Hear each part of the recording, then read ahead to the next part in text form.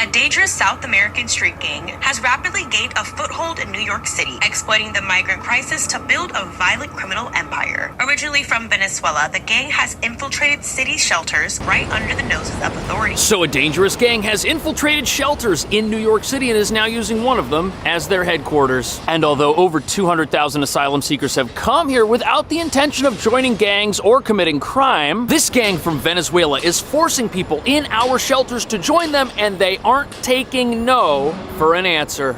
America has allowed gangs to enter our country. Randall's Island, where a large tent city has been set up to accommodate migrants, has become a recruitment hub for the gang. Prende Aragua uses fear tactics to strong-arm migrants into joining, threatening their families back home if they resist. Do you feel safe at the shelter? 20% no. Sometimes people just fighting without no reason. Now, this Trinidad Agua gang that originates in Venezuela has now made the United States their second home. This gang is now hidden in plain sight within the 1 million Venezuelans that have entered the country.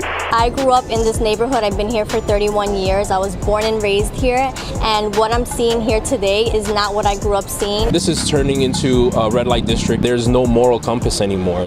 Their influence stretches from Jackson Heights, Roosevelt Avenue to Randall's Island, and epicenter of their operations. Prende Aragua uses clever tactics to blend in. Gang members disguise themselves as food delivery workers, riding mopeds, and carrying delivery bags filled with weapons, allowing them to commit crimes while hiding in plain sight.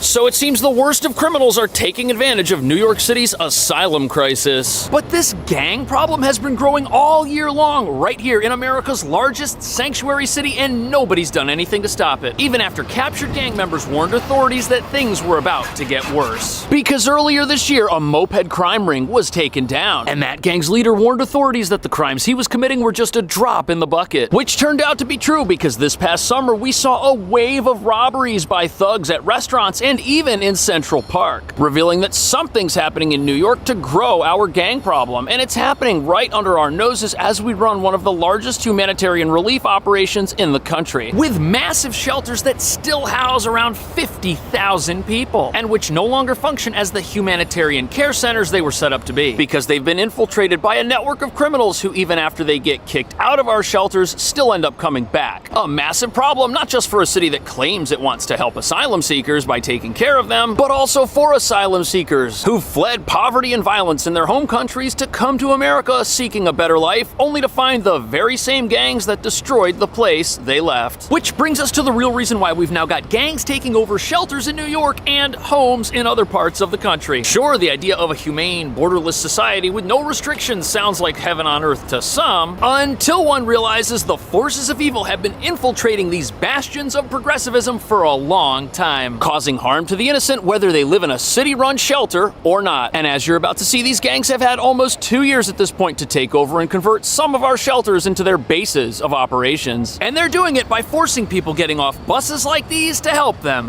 whether they like it or not.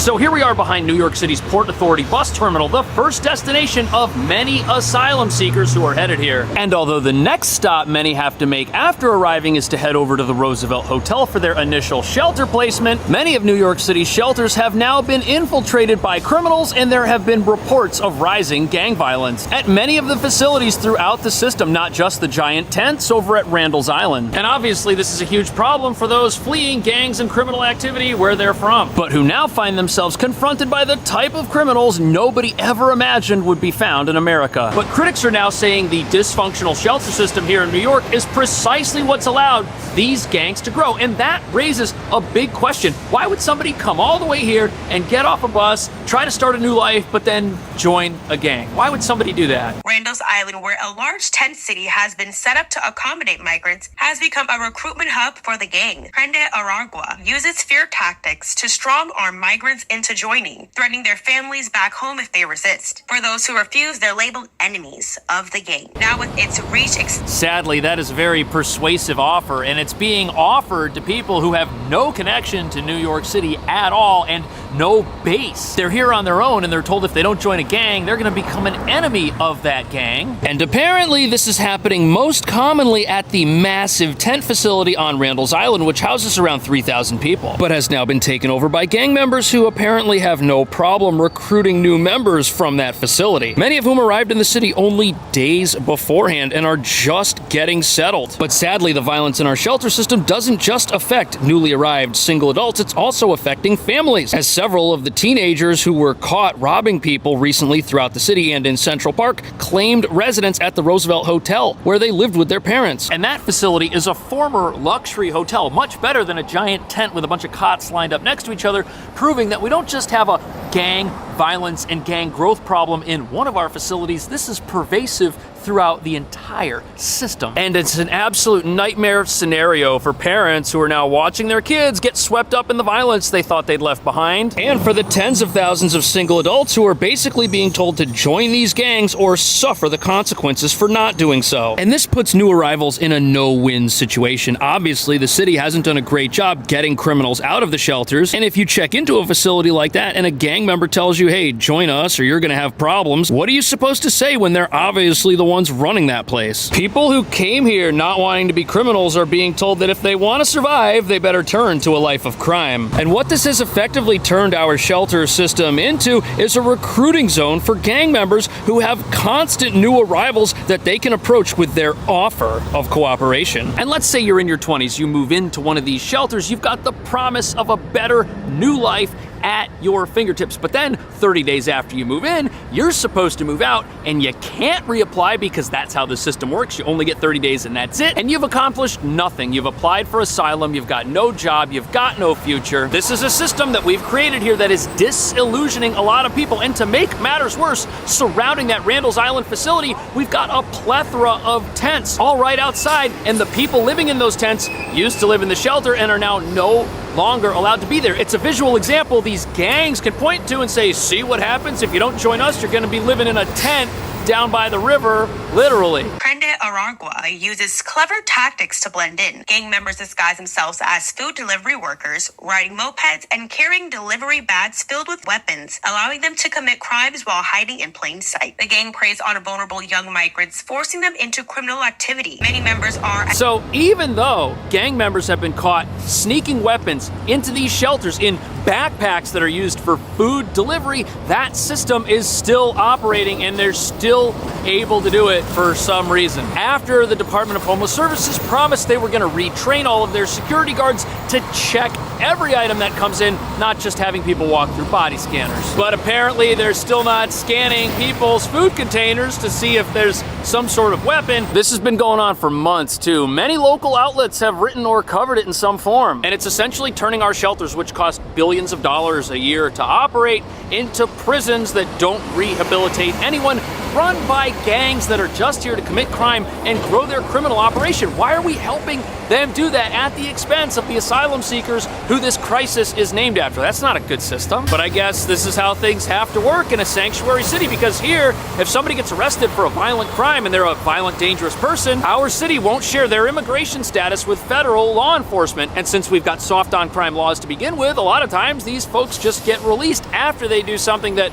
in another state they might be locked up for. And not only does that give these criminal gangs an advantage, since their goal is to commit crime and get away with it, our system won't even remove criminals who do things that are bad from our shelters, which means when people get arrested and they go home, they go back to the very facilities they're terrorizing, while they wait for a court date that they're supposed to show up to on their own, when they will then face justice. Which reveals that it's not just our sanctuary city status that's a problem, it's that combined with the fact that we don't punish any criminal here for doing anything wrong, no matter where they're from. That has created the nightmare that is unfolding in a system that is supposed to help people. Many members are as young as 15 and operate in groups, committing violent robberies across the city. In one recent spree, a man was robbed by a group of 10 gang members for his phone and valuables. Another victim relaxing in Central Park was forced to give up his phone and $80. Yeah, so here in New York, we've got this wonderful combination of laws, this dynamic duo that has created a haven for criminals. And according to critics, the system works like this. First, our right to shelter rules make New York an attractive destination for immigration. But since our job market isn't all it's cracked up to be for folks that have just come here from somewhere else, it leaves them unable to work or integrate with our society at all, which has given these criminal gangs everything they need to constantly grow and expand their operations. Every week, there are new people coming here who may not join a gang right away, but in 25 days, when they realize that they've got to leave the shelters having accomplished nothing, maybe then they'll do so. Of course, having to leave a shelter because you couldn't get a job in New York is no excuse for criminal activity. But remember, these gangs, they're telling people that, hey, we know your folks back home. Your family will suffer if you don't do what we say. And they're being given these frightening ultimatums after an army of humanitarian workers who work for the city brought them into our shelters, telling them their best days were ahead of them, and then that turns out not to be true. And this is something New Yorkers were told as well. We were told that when people came here looking for work, they were going to plug right in with our economy, no problem. But out of the 200,000 people who've come here, only 2,000 have managed to accomplish that. And you know what? This isn't just a problem here in this sanctuary city. It's a problem at pretty much every sanctuary city in this country. And that's why these gangs are now a national problem.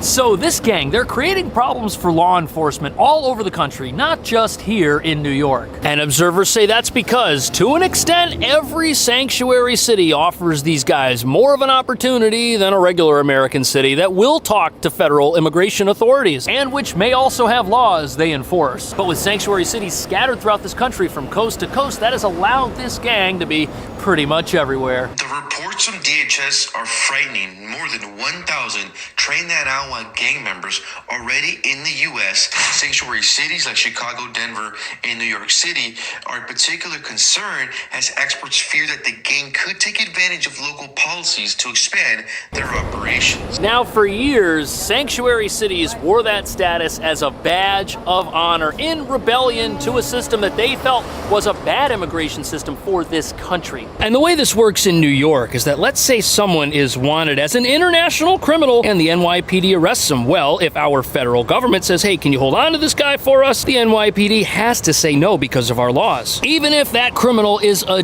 danger to our society, we still won't cooperate. But even though that's how things work in many sanctuary cities throughout the country, in New York, things are magnified because we've also got a right to shelter requirement. And the right to shelter requirement is why massive former luxury hotels like the Row Hotel are now asylum shelters. And when the asylum crisis first started here in New York, the debate was, did that right apply to just people who were New York City residents or to the entire world? And since we're a sanctuary city, it was decided that that right applied to everyone who was here regardless of their immigration status, just like everything else the city does. But now, because of the generosity of New Yorkers and an unlimited right to shelter that applies to everyone, a small number of gang members have been able to take advantage of that system, which is why our shelters are now being taken over from the inside, and there's nothing the city seems to be able to do about it. And even though it might seem like all of these different sanctuary cities, New York, Chicago, Denver, even though they're all different cities in different states, it's not that they have different problems. They're all dealing with the same international gang. Now, Chicago is facing a growing threat from Tren de Aragua, with law enforcement agencies on high alert. The gang has reportedly been in the city for nearly a year, infiltrating the migrant community. Intelligence from the Cook County Sheriff's Office has flagged the gang's involvement in exploiting vulnerable migrants in sanctuary cities like Chicago. In fact, So Chicago, same problem as New York. They've been a sanctuary city since the 80s as well. And in Chicago, these gangs have built up a pretty big presence, and now they're starting to take over abandoned buildings and bring their crime into the streets of that city, which now might find itself in the middle of a turf war between local gangs and this gang. And that's a problem, because if this gang moves into a new area in the country where there's already criminal activity and now these criminal factions start fighting with each other, that's going to endanger pretty much everyone in town. We've also got gangs here in New York as well, so we haven't really seen how this plays out yet, but hopefully it doesn't turn into an all-out brawl on the streets. That would be terrible. But frighteningly, it doesn't seem like anybody in charge anywhere is doing things to stop this before it starts. And it's not like this is some mystery that we're just finding out about. Earlier in the year, the FBI said they were monitoring this situation to see whether or not this new gang from Venezuela would try to team up with local gangs. Either way, this was back in February, and none of our sanctuary cities are doing anything about it. The fear is real. So that's a problem. Even when you talk about gang violence or gangs, we really don't have a gang structure anymore.